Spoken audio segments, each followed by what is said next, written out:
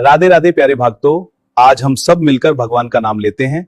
इससे हमारे जीवन में शांति और आनंद आएगा। तो चलिए शुरू करते हैं राधे राधे के साथ। कल एक उपासक बहुत अच्छे उपासक हैं, कहीं बाहर से आते हैं, हम परिचय तो पूछते नहीं, पर उनकी दृष्टि से लग रहा था कि अंतर्मुख डूबे हुए हैं। तो उन्होंने कहा कि मुझे बहुत सूक्ष्म प्रश्न था कि मुझे कभी कभी ऐसा लगता है सबसे ज्यादा मेरे ऊपर कृपा है, तो इस बात का भी अभिमान। कभी कभी मुझे लगता है कि मैं बहुत दैन्य हूं, इस बात का अभिमान। कभी कभी मुझे लगता है कि मैं निरंतर भजन में डूबा रहता हूं, इस बात का अभिमान। क्या ये अभिमान? और आपके मुख से सुना है कि अभिमान होने पर भगवान की ऐसी प्रतिकूल लीला होती है, तो मुझे डर लगता है कहीं ऐसा ऑपरेशन न हो जो मैं सह न पाऊं। मुझे बहुत डर लगता है, हमका बना रहना चाहिए। अगर ये डर बना रहेगा तो अन्य कोई अभिमान, यद्यप उनके बहुत पवित्र अभिमान है, कोई निंदनीय अभिमान नहीं है, पवित्र है कि हम पर अपार कृपा भगवान की, हमारे अंदर बहुत दैन्यता है, हम निरंतर भजन में लगे रहते, बहुत पवित्र अभिमान पर है तो ना। अब ये जब तक है तब तक वो रो रहे थे, अश्रु प्रवाह हो रहा था। बहुत अच्छे साधक है, बहुत बड़ी कृपा है। तो हम कहा जाओ, जैसे पुण्य वर्णन करने से नष्ट हो जाते हैं, ऐसे आज आपने वर्णन कर दिया। अब आप अंदर से देखना जा करके कि अभिमान ढूंढने पर भी नहीं मिलेगा। आप देखना, इसको खुद आप देख लेना, क्योंकि हमारी लाडली जी के दरबार की एक अद्भुत महिमा है। आप अपनी कमी प्रस्तुत कीजिए, बस वो सुन रहे हैं, वो मुस्कुराहट मात्र से खत्म कर देंगी। तिनकी संगति रहत जाति कुल मद सब नंसई, संत सेवक सदा भजत जे श्री हरिवंशई। तो हमारे ऊपर है तो की कृपा बरस रही है, पर अपने में कोई अच्छापन दिखाई दे, कोई अपने में गुण दिखाई दे, कोई अपने में भजन पद्धति जोर की दिखाई दे, तो अभिमान ना कर लेना, नहीं तो ऑपरेशन बहुत विचित्र होता है ठाकुर का ऑपरेशन। फिर वो ऐसी अपमान की लीला करेंगे कि शायद है कि अगर बहुत समय से भजन में लगा है तो टिका रहेगा नहीं, अश्रद्धा हो जाएगी। बहुत खतरनाक यंत्र हैं ठाकुर के ऑपरेशन करने के, बहुत। इसलिए अभिमान का परिचय कि मुझे अभिमान हो गया, जब दूसरों को देखकर अपने में श्रेष्ठता का भाव आवे तो जान लेना अभिमान हो गया है। जब दूसरों में दोष दर्शन होने लगे तो अपने में गुणाभिमान हुए बिना दोष दर्शन नहीं होता। इसलिए यहां कह रहे भगवान की अहेतुकी कृपा हमारे ऊपर है, पर अपने में कोई अच्छापन दिखाई दे, अपने में कोई गुण दिखाई दे, अपने में कोई भजन भाव ज्यादा दिखाई दे, तो भगवान से प्रार्थना करते रहना कि प्रभु अभिमान ना होने पावे, नाथ बचा लो, ये अभिमान ना होने पावे। नहीं तो जहां अभिमान हुआ तो फिर प्रतिकूलता की लीला होगी, और प्रभु अच्छे अच्छे कांपते हैं उनकी प्रतिकूलता की लीला की। बड़ी प्रतिकूलता की विचित्र लीला है, वही साहमें तो सह जाए, नहीं तो बातें बनाना अलग बात है। बातें बनाना, जब वो लीला विहारी लीला करते तो सबसे पहली बात होती कि बुद्धि से बात खत्म हो जाती कि परीक्षा ले रहे हैं, बिल्कुल सत्य घटना लगती है। और सत्य लगने के कारण फिर वो जो ऑपरेशन तो बेहोश होके ही होता है ना, तो भगवान भी बेहोश कर देते हैं। ये होश ही नहीं रहता कि मेरी परीक्षा हो रही, और वो सत्य घटना सी लगती है, फिर उसमें फंस जाता है। तो भगवान फिर ऐसी स्थिति में जब डालते, तब वो देखता है आसपास कोई नहीं और मेरे में कोई दम नहीं, तो जहां पुकारा हे हरि, अब हमारा केवल यहां से निस्तार आपके द्वारा ही होगा। तो बोल रहे हाँ ठीक है, ये हमने रचना इसीलिए रची थी, कीन हो इस कबों अभिमाना, सो खोवंचा कृपा निधाना। चलो फिर उठो, चलो भगवत मार्ग में दौड़ो आगे। तो अगर अभिमान आ जाएगा तो प्यारे फिर आपको एक बार लड़खड़ाना पड़ेगा, गिरना पड़ेगा। अपने में अच्छाई, भजनानंदी, त्याग या किसी भी तरह का गुण भाव दिखाई दे तो तत्काल भगवान से प्रार्थना करो, प्रभु देखो अभिमान आ रहा है, मुझे इससे बचा लो। सम्मान की चाह भगवत प्राप्ति में बहुत बाधक है, और ये बड़ी सूक्ष्मता से बड़े ऊंचे ऊंचे साधकों में भी रहती है। ये बहुत विचित्र बात है। सम्मान की चाह बड़े ऊंचे ऊंचे साधकों में रहती है। बड़ी कृपा हो जाए तो इस सम्मान का भाव नष्ट हो जाए नहीं तो ये बहुत सूक्ष्म रहता है। यही है सम्मान रूपी जहर का नशा चढ़ रहा है, जहर चढ़ रहा है। ये भगवत प्राप्ति में बहुत बाधक है। और जब भगवत प्राप्त हो जाता है, इस कोटि का सम्मान मिलता है, तो उसको सब भगवान की लीला, वो इस पर कोई भी महत्व नहीं होता। चाहे कोई गाली दे तो बुरा नहीं, और कोई प्रणाम नमस्कार करके प्रशंसा करे तो कोई भला नहीं। वो एक अलौकिक स्थिति होती है। भगवान के नाम पर अपने व्यक्तित्व की पूजा कराना, ये भगवत प्राप्ति से विमुख कर देने वाली बहुत बड़ी कमजोरी है। इसलिए इसको पहचानो अपने अंदर, चाहे गृहस्थ हो चाहे विरक्त हो। जब हम भक्ति करते हैं तो हम कुछ विशिष्ट हैं, अपने व्यक्तित्व की पूजा कराने की भावना अंदर बैठ जाती है। उसमें अहम पूजा करवाना चाहता। पूजा का मतलब आरती से ही नहीं है, मतलब सम्मान देना, आओ आओ आओ, विशेष अधिकार, विशेष सम्मान, विशेष।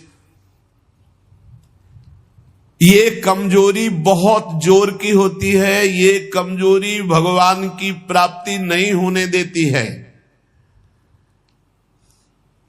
वो इस कमजोरी को अपनी कमजोरी ना मानकर बड़ी ऊंचाई मानता है।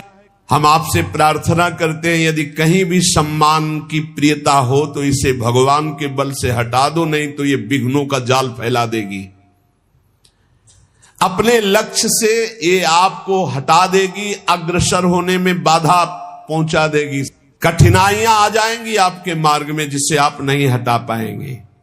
इसलिए आपसे अनुरोध है कि यदि कहीं किसी के अंदर भजनानंदी सुनने का, अपने को बड़ा भगत है ऐसा सुनने का, मान सम्मान पाने का, तो इसका त्याग कर दो, बहुत जल्दी आनंद की प्राप्ति होगी।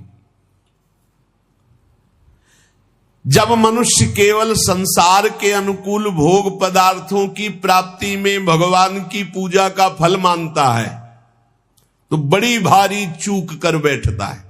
पहला, सम्मान, अपनी पूजा करवाना, अहम की प्रतिष्ठा का निषेध।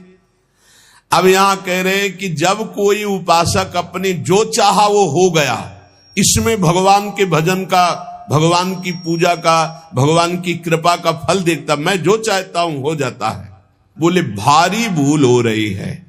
ये भूल आपको भगवान से विमुख कर देगी।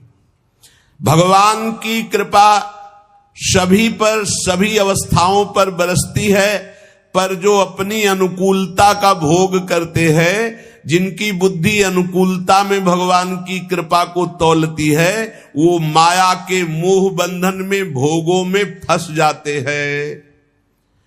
भोगों में फंस करके फिर उनका भजन लुप्त होने लगता है, फिर भजन मार्ग गुप्त हो जाता है। भजन मार्ग कहां प्रकाशित होता है? यहां हृदय में। हृदय में भजन मार्ग प्रकाशित होता है, बाहर दौड़ना भजन मार्ग नहीं। हृदय में अंतर्मुख होकर के निरंतर अपने परमात्म चिंतन में लगे रहना। सबसे बड़ी गलती है भोगों की, मान की अनुकूलता प्राप्त होने पर भगवान की कृपा मनाना। कभी मत मनाना, नहीं तो जहां प्रतिकूलता आई तो कोसने लगोगे प्रभु को। मनुष्य का भजन, भगवान नाम जप, शास्त्रों का स्वाध्याय, ठाकुर सेवा, इसका फल है भगवान में प्रीति हो जाना। इसका फल है दुख सुख लाभ हानि मान अपमान में समान स्थिति रहना। दुख सुख लाभ हानि मान अपमान में समान स्थिति रहना, यह भजन का फल है। पर जो उपासक मनमानी पूर्ण होने पर भगवान की पूजा भजन की सफलता मानता है, तो जहां भारी प्रतिकूलता हुई तहां उसकी सोच उल्टी होने लगती है। ऐसे हमें अतरे दिन सुनने को मिलता है एकांतिक में। तो ये लिखा है, जो सुनने को मिल रहा है वही लिखा है। इतने दिन जल चढ़ाया, इतने दिन पूजा की, हमारे अमुक परिवार के सदस्य को भगवान मार दिए। क्या चला जाता उनका अगर वो ऐसा ना करते तो? जो पहले कृपा भगवान की थी अब वो नहीं रही। वो क्षोभ कर बैठेगा, वो भगवान के मंगल विधान में अन्याय मान लेगा। यहां तक कि फिर उसके हृदय में ऐसी नास्तिकता आ जाएगी कि बिल्कुल सत्य ऐसा ही है। कितने लोगों के भाव बिगड़ जाते हैं ऐसे, जो उनको सही सत्संग नहीं मिला, जो सही भजन में नहीं लगे, उनको ये कह करके वो भगवान के मार्ग से भ्रष्ट हो जाते हैं। इसलिए हमारी कामनाओं की पूर्ति हो तो भगवत कृपा, ये मानना छोड़ दो। मनुष्य को सफलता मिलती है शुभ कर्म से, और असफलता मिलती है अशुभ कर्म पाप से। और भजन से बल मिलता सफलता असफलता में समान रहना। ये बात समझो, भजन का फल क्या है? भजन का फल सफलता नहीं है, जो चाहे वो मिल गया ऐसा नहीं है। भजन का फल है सुख दुखे समय कृत्वा लाभा लाभौ जया जयो। जय और पराजय में, हानि और लाभ में, सुख और दुख में समान भाव रखना, ये भजन का फल है। सुख मिलना शुभ कर्म का फल है, दुख मिलना अशुभ कर्म का फल है, और सुख दुख में समान स्थिति रखना, ये भजन का फल है, ये भगवत कृपा का फल है। अपनी कर्म वृत्ति को अहंकार की प्रधानता देकर मैंने ये कार्य किया, मैंने भोग लगाया, मैंने आरती की, मैंने भजन किया, मैं तीर्थ याटन में गया, मेरी कामना पूर्ण हो गई। अपनी बुद्धि, अपना बल, अपना भाव, अपना कला कौशल का घमंड अंदर रहता है। इसीलिए साधन करने पर, तीर्थ याटन करने पर, दान करने पर भी उसका जो फल है समता, वो नहीं आ पाती। वो ममता में ही फंसा रहता है। ये जैसे जैसे अहंकार बढ़ता जाता है, वैसे वैसे साधना में विघ्न उपस्थित होता है। सफलता हो गई तो मैंने विजय प्राप्त की। ये जो थोड़ा साधन करने पर अपनी सफलता दिखाई दे तो रोना चाहिए। हमने जो सोचा वही हो गया। बहुत खर्चा हो रहा है भजन तुम्हारा जो भगवत प्राप्ति के लिए। सफलता मैंने प्राप्त की, अपनी बुद्धि का बल, अपनी बुद्धि का कला कौशल, घमंड, ये परमार्थ से भ्रष्ट कर देता है। तो भगवान को प्राप्त करने के लिए उपासक को चाहिए कि भगवान कामना आवे तो एक तो कामना ना करे, अगर आवे भी तो भगवान से ही बहे। वो कामना समर्पित करते हुए ये प्रार्थना करे कि प्रभु मंगल भवन, ये कामना आई है, यदि आपके भजन में सहायक हो तो पूर्ण कर देना, और भजन में यदि बाधा करने वाली हो तो कभी पूर्ण ना करना। जब भगवान, बहुत ध्यान से सुनना, किसी पर विशेष कृपा करते हैं तब सबसे पहले उसकी सुविधाओं का नाश कर देते हैं। विशिष्ट कृपा चाहिए, विशेष कृपा। कृपा तो है ही सब पे, दया भी है। विशिष्ट कृपा चाहिए तो कह रहे जिस पर कृपा करते हैं तो सबसे पहले उसके सब व्यवस्थाओं का नाश कर देते हैं। बहुत कठिन कृपा है। यही भगवान ने युधिष्ठिर जी से कहा, जिस पर मैं कृपा करता हूं उसका सर्वनाश कर देता हूं। चाहिए सर्वनाश, जो अपने सर्वस्व को मिटा देता है। तो क्या है आपका? है क्या आपका? कुछ नहीं। मतलब आपके भ्रम का नाश का मतलब है सर्वनाश। आप समझ ही लीजिए, डरना नहीं। भगवान के भजन का मतलब विशिष्ट कृपा, विशिष्ट कृपा का मतलब है मतलब एकदम सर्वनाश कर दे। तो चक्रवर्ती सम्राट अम्बरीश जी थे महाभागवत, और दरिद्रता की हद थी सुदामा जी के यहां, तो सुदामापुरी खड़ी कर दी। समझो या भगवान जिस पर कृपा करते हैं विशेष। क्यों? क्योंकि आपको सच्ची कहता हूं, ये पढ़े लिखे समझाने से समझ में नहीं आता। जब वो परिस्थिति पैदा करते तब समझ में आता है। जब परिस्थिति थी द्रौपदी की कि कोई भी सभा में नहीं खड़ा हुआ उसकी रक्षा करने के लिए, अपने में दम नहीं रह गई, तब पुकारा, हे श्री कृष्ण द्वारिका वासिन गोविंद। चीरावतार भगवान का वस्त्रावतार हो गया। गजेंद्र जब हार गया, सब छोड़कर चले गए, हजारों वर्ष लड़ता रहा, लगा कि अब तब वो पुकारा हरि। ऐसे कुछ देहाभिमानी गजेंद्र ये है मन, ये अहंकार। ये जब घेर करके, अब आप देखना, जिस पर विशिष्ट कृपा होती है उसका सब नाश कर देते हैं भगवान। कैसे? शरीर सब कुछ छोड़ करके भगवत मार्ग में चले तो शरीर तो स्वस्थ होना चाहिए। अब जो साधना थी पद्मासन 6 घंटा 8 घंटा लगाकर भगवत चिंतन करना, भिक्षावृत्ति से जीना, अब किडनी फेल। जो ही सुना किडनी फेल तो जहां थे वहां से निकाल दिए गए, 1 पैसा पास नहीं। बलराम ब्रजवासी तो सुनने आते हो तो जान रहे, 1 पैसा पास नहीं। आदेश हुआ 15 दिन में खाली कर दो, कुछ परिचय हमारा नहीं। जब 15 दिन क्या, हमका 15 मिनट, हम तो भगवत आश्रित है। रोड में राधा वल्लभ जी के सामने झोला लेके बैठे हैं, हाँ मालिक अब बताओ कहां। बस इतनी प्रार्थना कि अब काशी वापस न जाना पड़े प्रभु, क्योंकि धाम के बिना हम जी नहीं सकते। आप उस परिस्थिति को झांक भी नहीं सकते कि क्या स्थिति उस समय। अब साधन ये तो केवल भगवत कृपा से बैठे, हम कोई थोड़ी बैठने लायक है। ये जो बैठकर सत्संग हो रहा है केवल कृपा से हो रहा है, किडनी बैठने लायक नहीं। वर्तमान में इस समय जैसे आग रखी हो ऐसे जल रही, पर उसका भान केवल श्री जी के प्रताप से नहीं, फेल किडनी से ऐसे नहीं बैठा जा सकता कि इतनी देर बैठ करके प्रवचन किया जा सके। ये नहीं, ये सब अलौकिकता केवल कृपा से हो रही। सर्वनाश स्थिति, स्थान हटा दिया गया, शरीर अस्वस्थ, घोर अस्वस्थ, व्यवस्था पूरी भंग। अब लगा अभी हम समझते थे हम शरणागत हो गए, बचपन से शरणागत हैं। शरणागति बचपन से शुरू हुई, आत्मसमर्पण, और वो होते होते होते होते तब समझ में आया कि अब आत्मसमर्पण पूर्ण हो रहा है। कैसे पूर्ण हो रहा है? अब कुछ नहीं बचा। शरीर का भरोसा गया कि साधना नहीं हो सकती, कोई कहीं कोई अपनापन नहीं। एक एक ऑपरेशन इतने आराम से हुआ कि हम तुम्हें कैसे बताएं।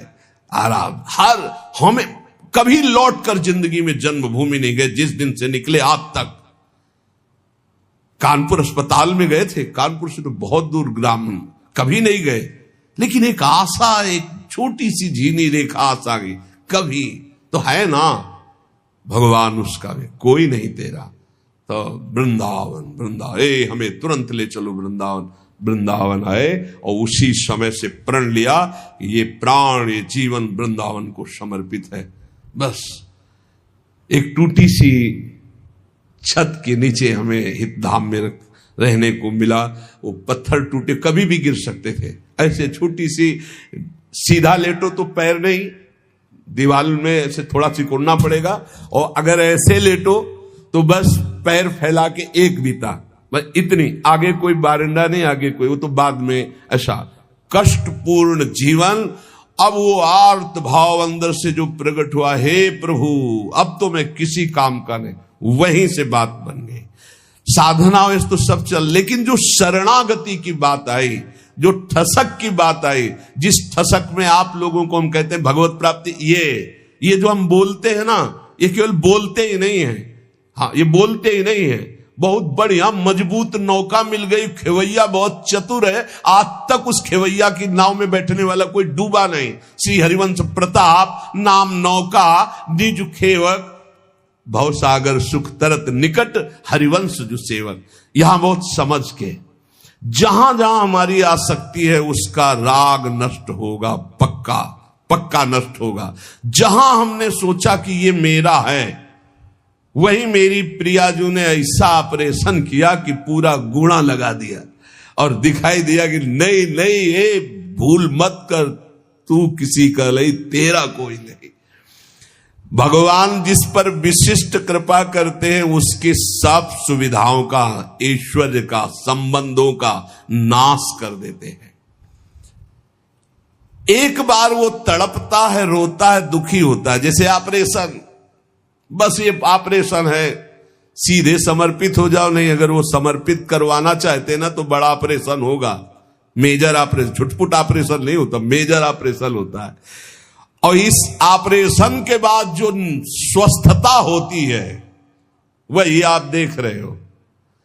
जो ऑपरेशन हुआ ना, उसकी जो हमारी रोग निवृत्ति हुई, अहम की स्वस्थता जो देख रहे हो वही है। ये जो कुछ देख रहे हो ये वही स्वस्थता है। उसी ने निहाल कर दिया। शरणागति कमाने में बहुत घाटे में थे, और जब हो गए उनके तो पूरी प्रॉपर्टी के अधिकारी हो गए। कुंज महल की टहल सुख, संपत्ति दंपति पाई है। ये दंपति रूपी संपत्ति, श्यामा श्याम हमारे कुंज महल की टहल सुख, दंपति संपत्ति पाई है। जैसे रूप लाल हित प्रीति सो, जो 84 गाइए। श्री प्रियालाल के गुण गायन, प्रियालाल के आश्रित, प्रियालाल के नाम जप, प्रियालाल की सेवा, अपार सुख मिल गया केवल शरणागति पुष्ट होने पर। ये कभी नहीं होता। न साधन का अहंकार का कोई गुंजाइश है नहीं। क्या साधना, मरा हुआ आदमी उससे जो करवा रहे। अब हम कह सकते कि हम प्रवचन करते, ये बोलने की क्षमता नहीं, प्रवचन क्या करते। तो श्री जी करवा रहे, स्पष्ट हम देख रहे हैं। हाँ, वो वहां से बटन दबा रहे, बस हो रहा है, बस हो रहा है, बस ऐसा। सुनो, जिस पर विशिष्ट कृपा करता हूं उसका सर्वनाश कर देता हूं। कहीं कोई आश्रय न साधना करे गया, न व्यक्ति करे गया, न वस्तु करे गया। बड़ा विचित्र खेल होता है, बड़ा विचित्र खेल प्रभु का। एक बार वो घबराएगा, दुखी होगा, बहुत परेशान होगा, पर ऑपरेशन किए बिना छोड़ा नहीं जाएगा। हाथ पैर बांध दिए जाते हैं, फड़फड़ा लो केवल। कहां जाओगे अब, कहां जाओगे भाई, नहीं कोई, कहां जाओगे अब, करोगे क्या करोगे, कोई रास्ता ही नहीं है। एक ऐसा प्रभु फांसते हैं। भगवान से प्रार्थना करो कि फांस ले आपको, छुट्टा न रहे आप, बड़ी कृपा हो जाएगी। ऐसा फांस लेते कि उनके सिवा कोई है ही नहीं। करे तो क्या करे, कोई है ही नहीं, कोई मतलब कोई रास्ते नहीं। जाऊं तो जाऊं कहां, जाऊं तो जाऊं कहां, कोई रास्ता ही नहीं है। बड़े कृपालु है, बड़े कृपालु है। सब माया मोह का पर्दा फांस करके ऐसे। और सुनो, भगवान उसका अपमान करवाते हैं, भगवान उसका उपहास करवाते हैं।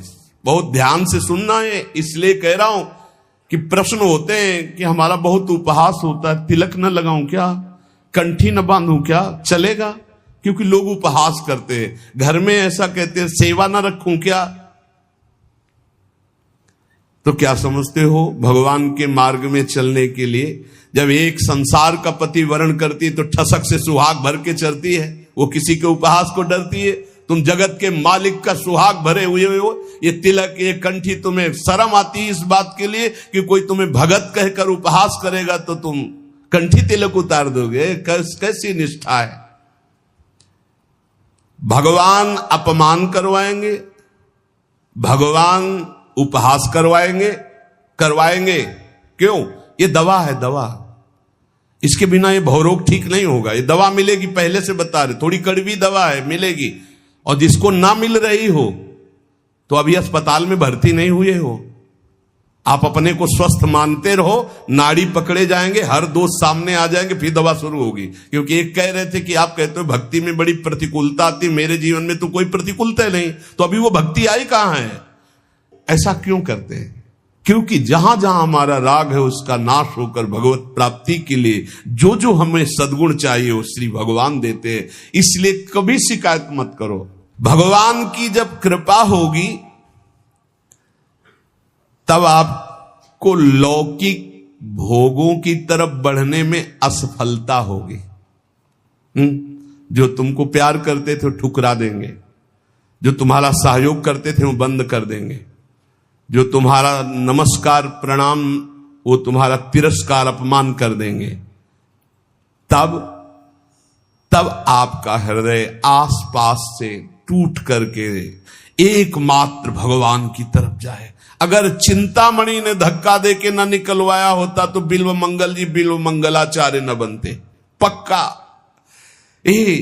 बड़े कृपालु भगवान है, बड़े कृपालु है। उनकी कृपा जब बाद में आपको समझ में आएगी तो आपको आनंद आ जाएगा। स्थिति एक बार ऐसी जीवन में जरूर आती है जब सर्व आश्रय टूट जाते हैं, केवल प्रभु का आश्रय। भगवान और धर्म इन पर चलने वालों को कसौटी देनी होती है, वो महान दुखों से मुक्त होने के लिए।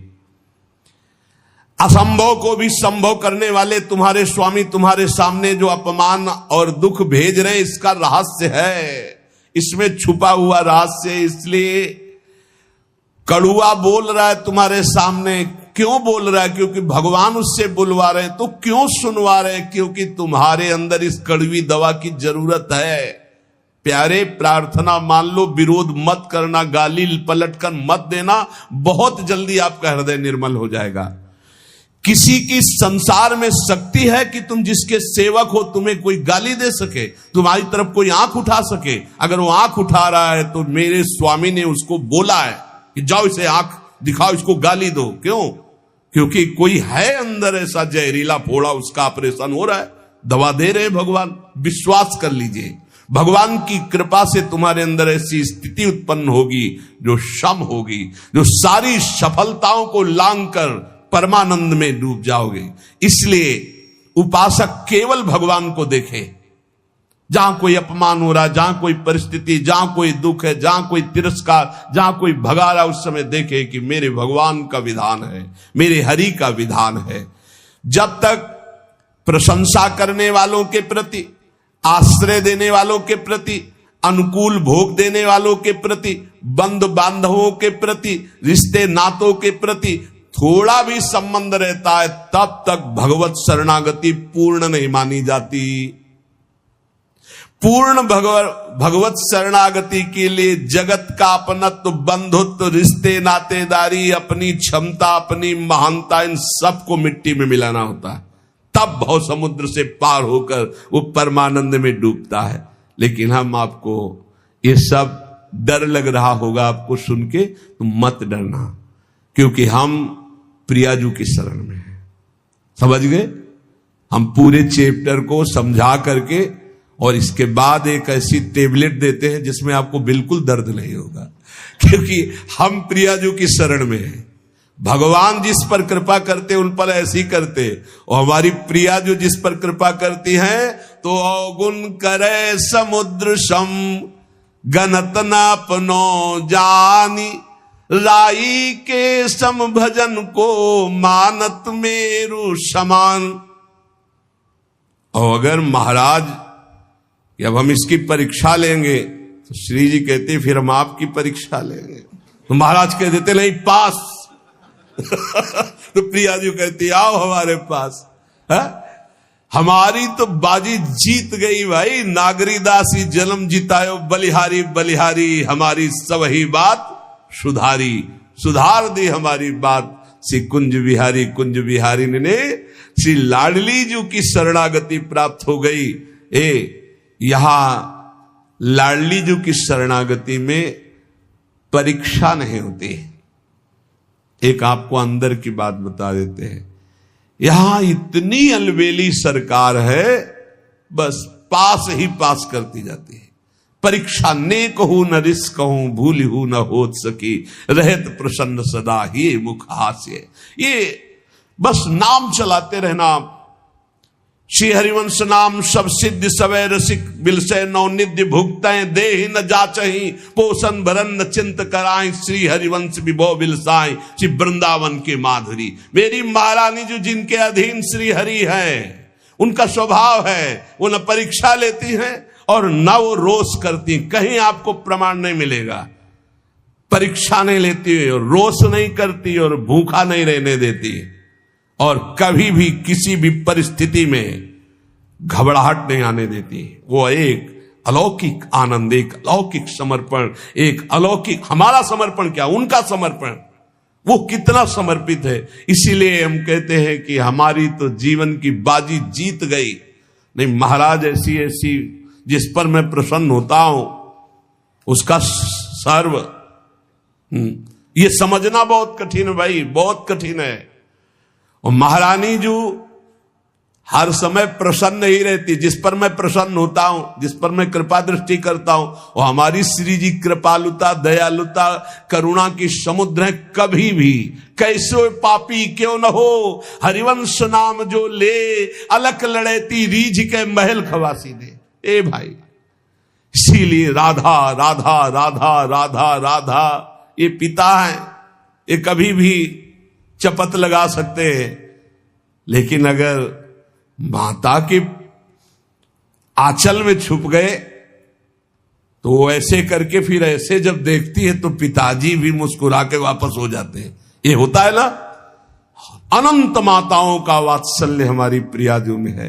जो लालजू कहते बहुत ही उद्दंड है, गीता में समझाया, भागवत में समझाया, समझता ही नहीं है, संत गुरु वाक्यों से समझाया फिर भी नहीं समझ रहा, अब इसको दंड देना पड़ेगा।